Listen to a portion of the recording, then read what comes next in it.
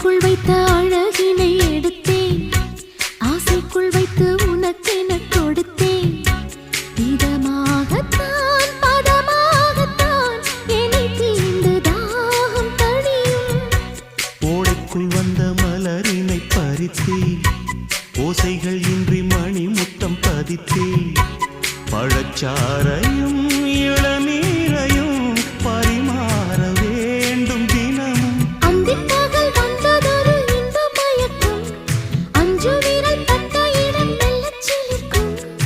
எங்கெங்கே தொட்டாலும் அம்மம்மா உற்சாகம் அங்கங்கே உண்டாகும். வா கன்னத்தில் கன்னம் வைக்க ஒத்துக்கு